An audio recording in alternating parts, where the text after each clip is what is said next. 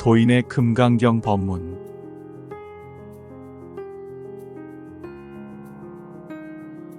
공부의 시초. 그날 이후로 나는 지식을 위한 독서가 아닌 신행으로서 금강경 독송을 시작했는데,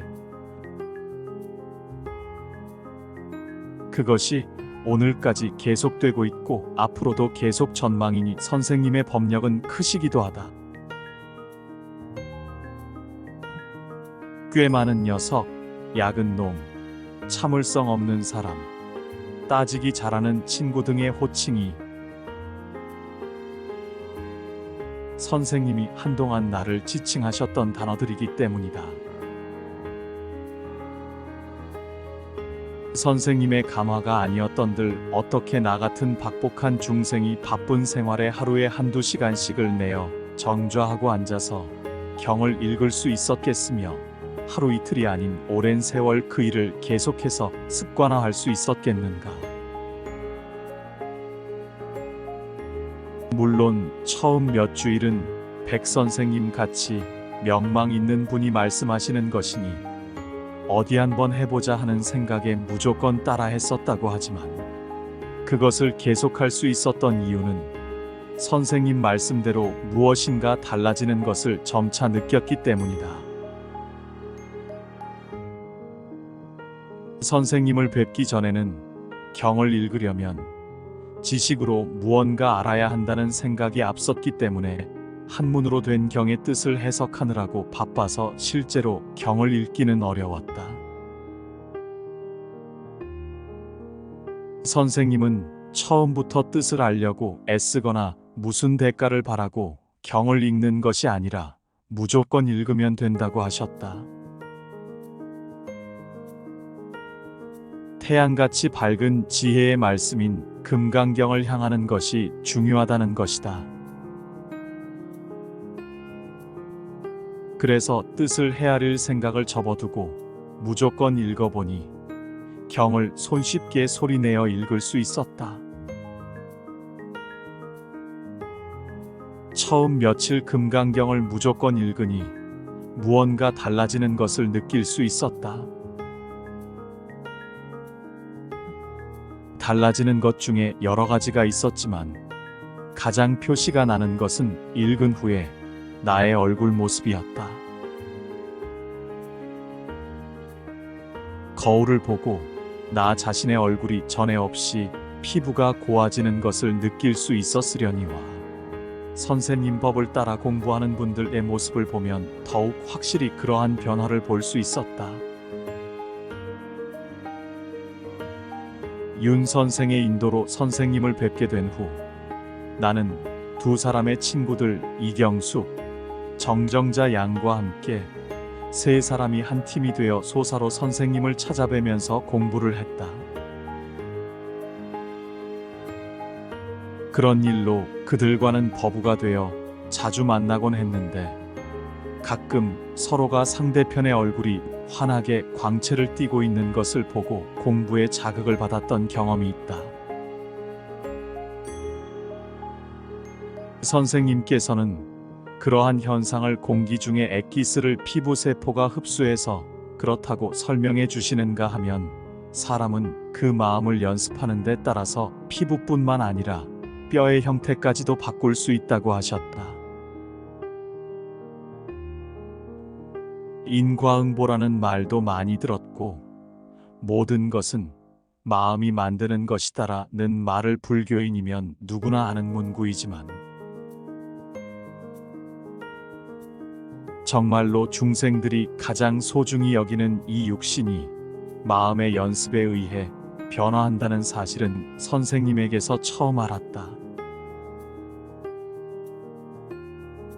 그러고 보니 불교 공부가 정말 재미났다.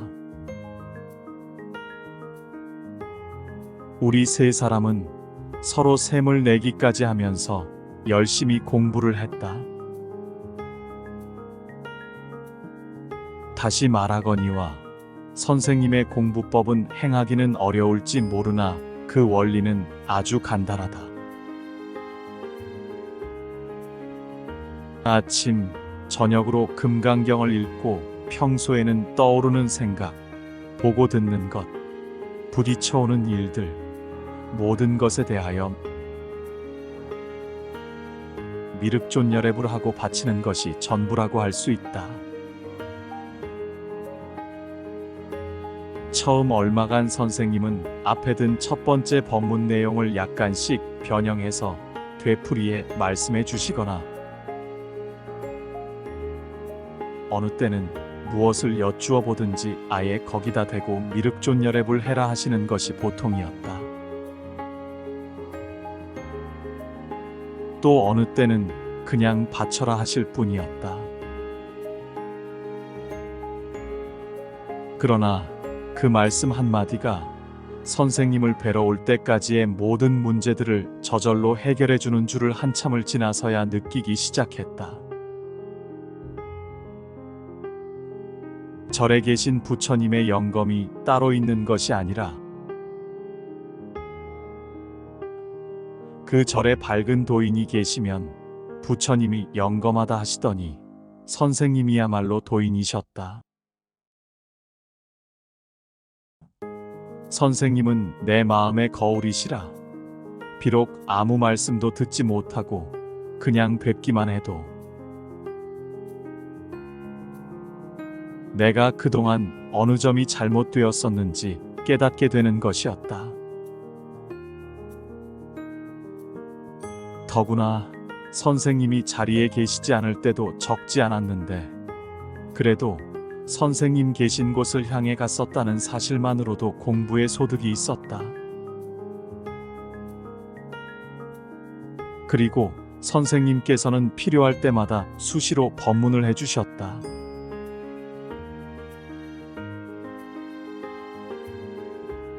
살아가는 방법.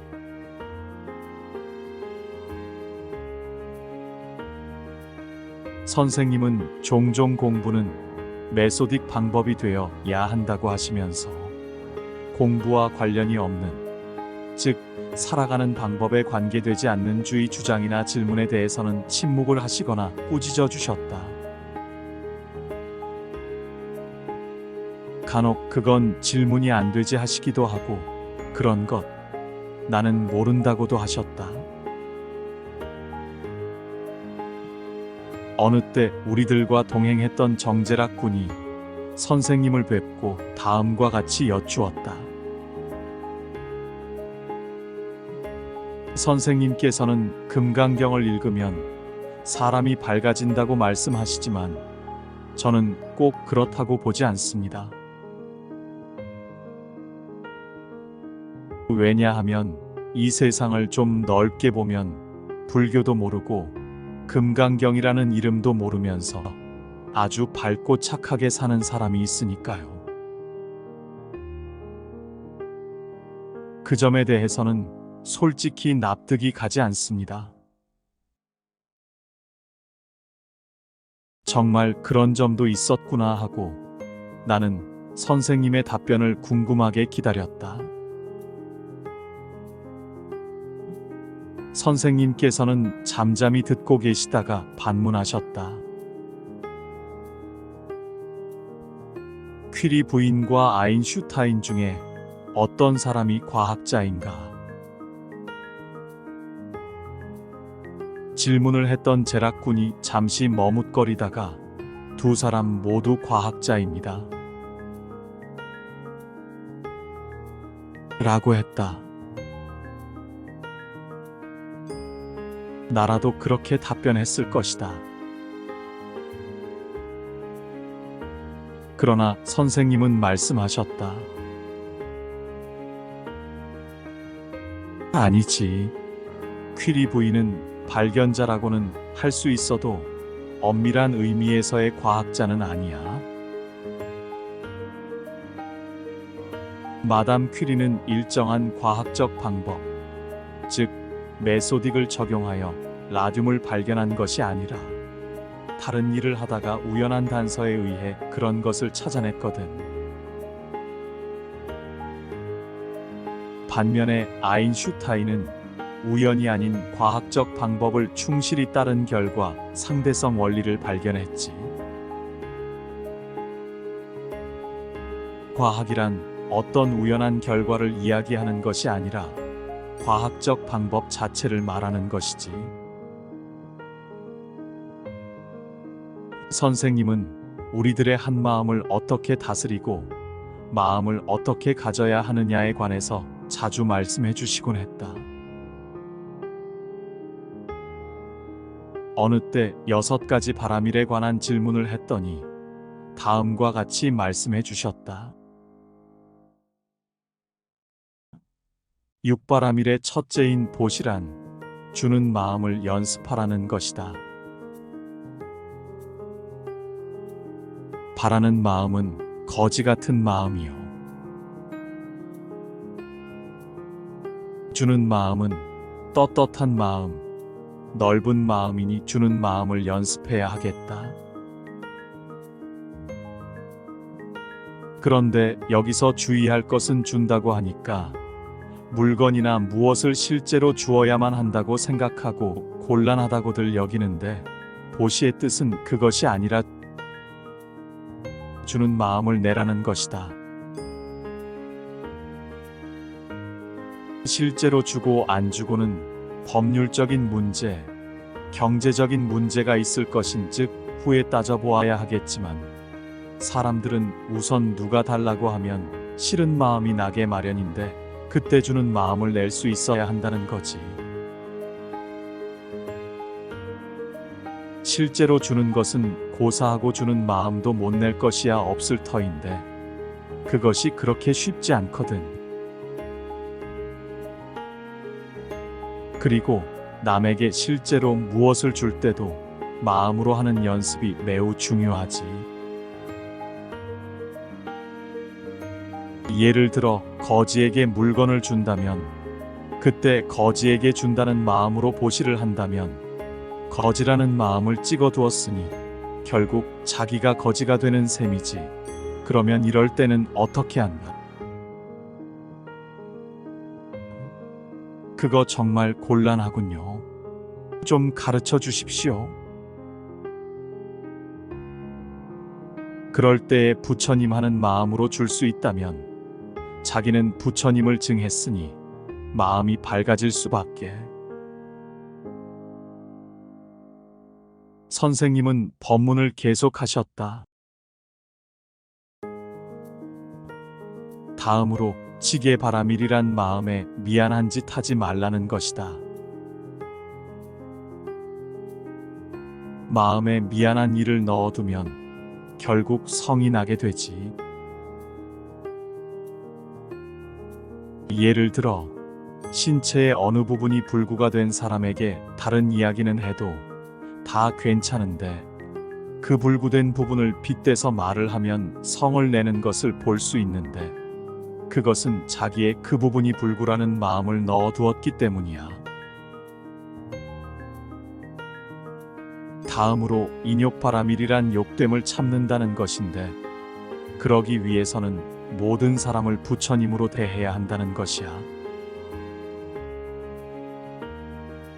누가 자기에게 모욕을 준다고 해도 부처님이 나에게 무엇인가 일러주시는 것이라고 생각하면, 즉 배울 요량을 하면 문제가 없겠지.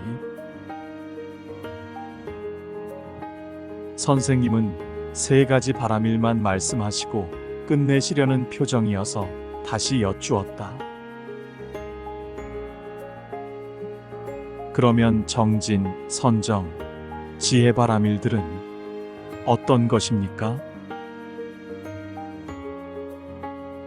옳지, 잘 물었다. 앞에서 말한 보시, 지계, 인욕의 3가지 바라밀은 세상을 살아가는 방법인데 그것이 옳다고 믿거든 부지런히 행하라. 이것이 정진 바라밀이야.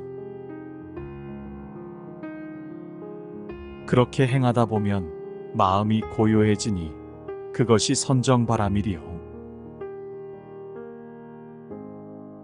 마음이 고요해지면 무언가 알아지는 게 있는데 그것이 바로 지혜바라밀이 아닌가.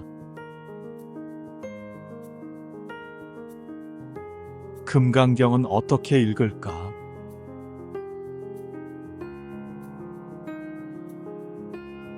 선생님께서는 위와 같은 불교의 여러 가지 실천 덕목도 금강경 독송을 아침, 저녁으로 함으로써 자연히 이루어진다고 하셨다. 어느 때 내가 선생님, 불교란 개정의 사막을 닦는 것이라고 하는데 그것은 어떻게 하는 것입니까? 하고 여쭈었더니 그래, 그럼 그대는 금강경을 읽어보니 해야 할 일과 안 해야 할 일을 구별할 수 있게 되던가 어떻던가 하고 되물으셨다. 네, 금강경을 읽으면 해야 할 일과 안 해야 할 일이 자연히 알아지는 것 같습니다. 옳지. 그것이 바로 개지. 그리고 그대는 금강경을 읽으니까 마음이 차분해지던가 아니면 더 헐떡거려지더냐? 물론 마음이 차분해질 뿐 아니라 복잡하게 생각되던 일들도 금강경을 읽고 나면 정리되는 것을 여러 번 경험했습니다. 그것이 바로 정이 아니겠느냐?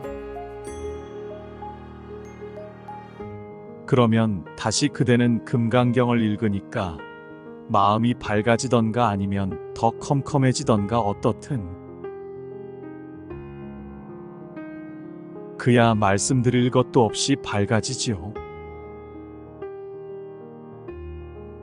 됐다. 그것이 해이겠지. 그러면 금강경은 어떻게 읽을 것인가? 선생님은 금강경이란 3000년 전 영산회상에서 석가모니 부처님께서 1250인의 제자들을 앞에 놓고 수보리 존자와 대화하신 것을 적어 놓은 것이니 그것을 읽을 때에는 자기 자신이 영산법회에 그들 1250인의 한 사람으로 참여하고 있다는 기분으로 공경하는 마음을 내어 읽으면 된다고 하셨다. 그리고 독송용 금강경이 한문으로 되어 있어 읽기에 힘이 든다는 말에 대해서는 한문은 뜻글이기 때문에 애써 알려고 하지 말고 꾸준히 읽으면 자연히 그 뜻을 터득하게 된다고 말씀해 주셨다. 그것은 동양의 현인들과 서양의 현인들이 자기가 터득한 바를 글로써 적어놓는 양식에 있어서 차이가 있기 때문이라고 하셨다. 서양의 현인들은 자기가 깨달은 진리를 써놓을 때는 평범한 사람들의 수준으로 다시 내려와서 그 정도에서 이해할 수 있게 설명을 해놓는 반면에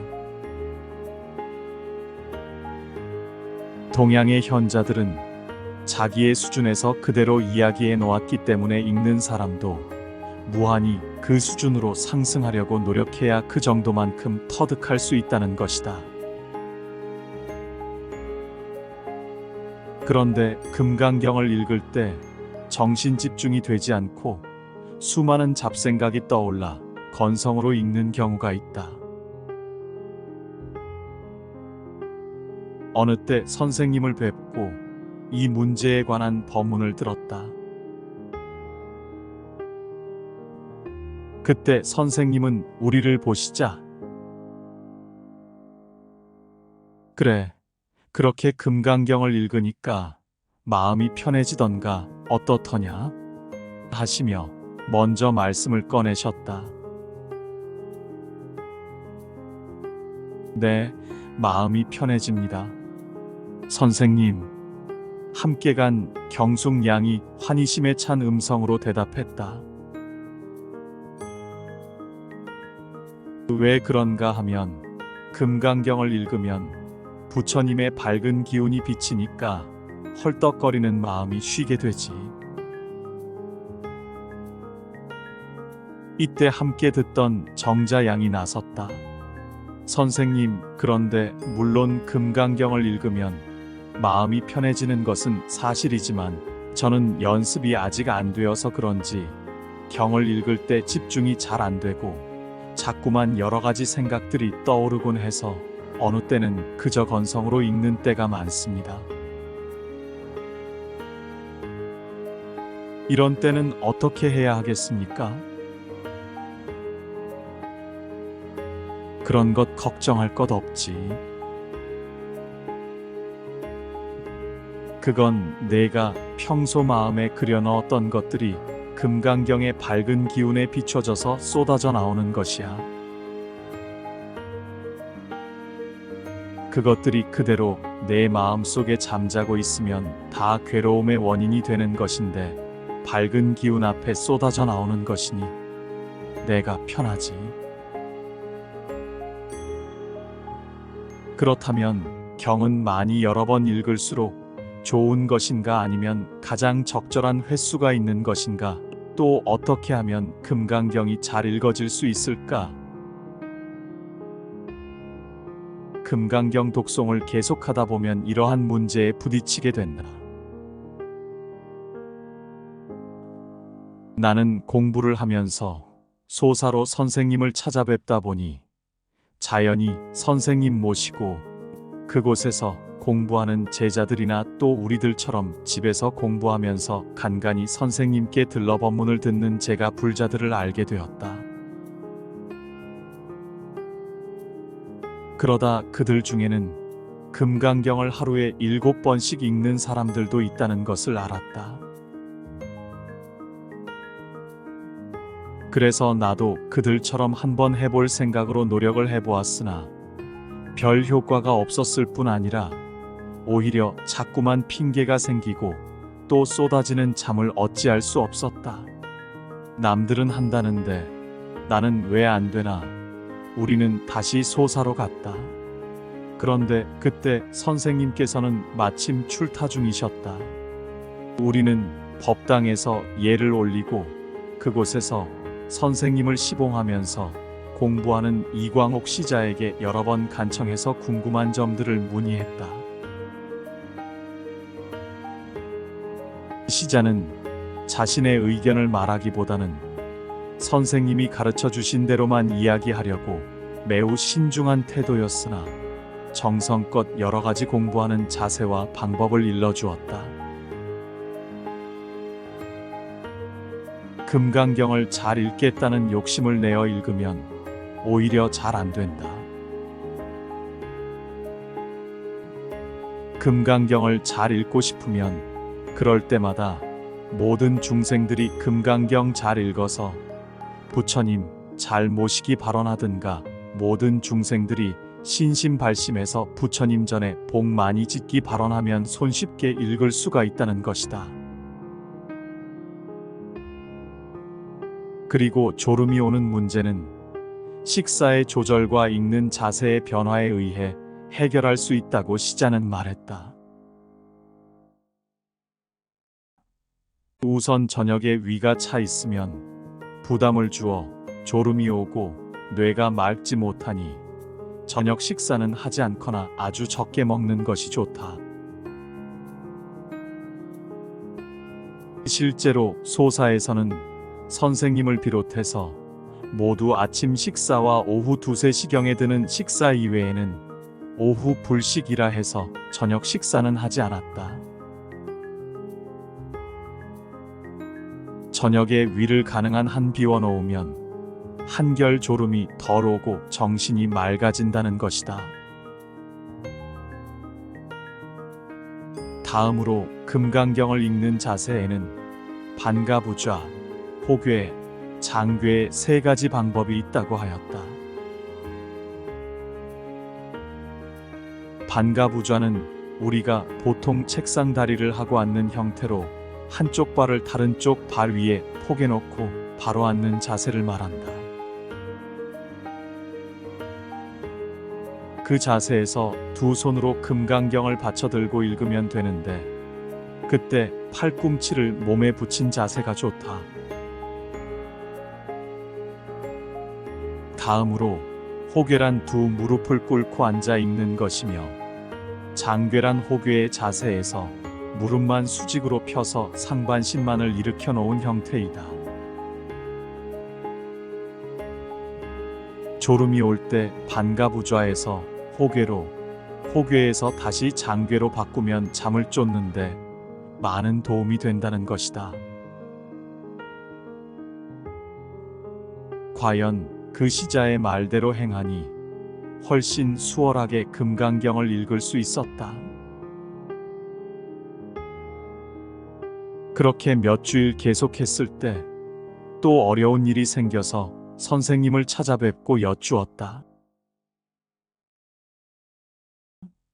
선생님, 저희들은 수주일 전부터 금강경을 하루에 7번씩 읽기로 정해놓고 계속 공부를 해왔는데 며칠 전 불가피한 일로 7번을 채우지 못한 뒤부터는 전보다도 더 힘이 들고 잘 안 읽어집니다.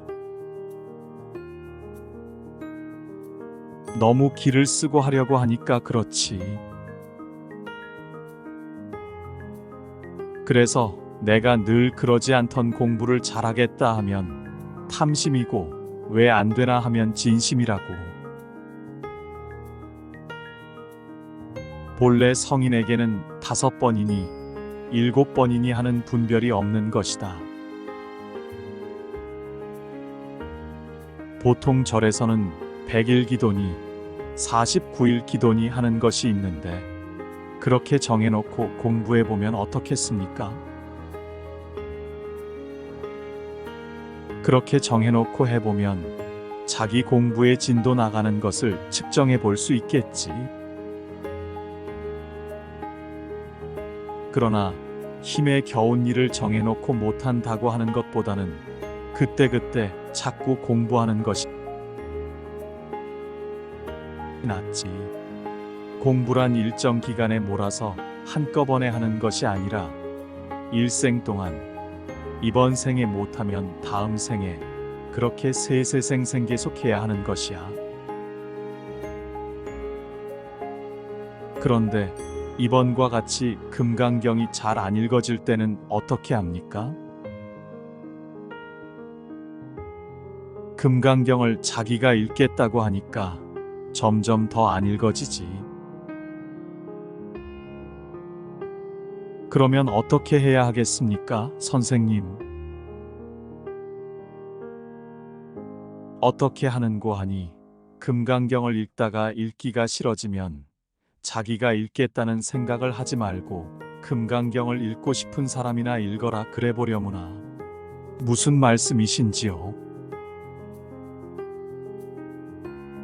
무슨 말인고 하니 금강경이 잘 안 읽어질 때는 자기가 읽겠다고 애쓰지 말고 모든 중생들이 금강경 잘 읽어서 부처님 잘 모시기 발언을 해보아라 그런 말이지. 그러다 보면 어느 틈에 바로 자기 입에서 금강경 읽는 소리가 날 것이다. 선생님의 말씀이었다. 나는 다시 그런데 경을 소리내어 읽으니까 주위 사람들이 무어라 하는 것 같고 실제로 시끄럽다고 항의하는 경우도 있습니다.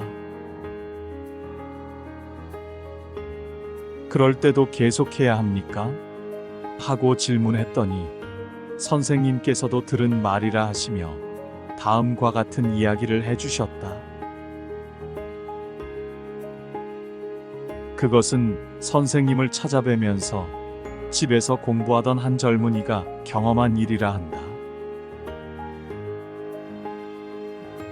그는 셋방에 살면서 새벽이면 항상 금강경을 소리내어 읽곤 했는데 처음에는 안집 주인으로부터 안면방해를 한다고 해서 몇 번 항의를 받았다고 한다.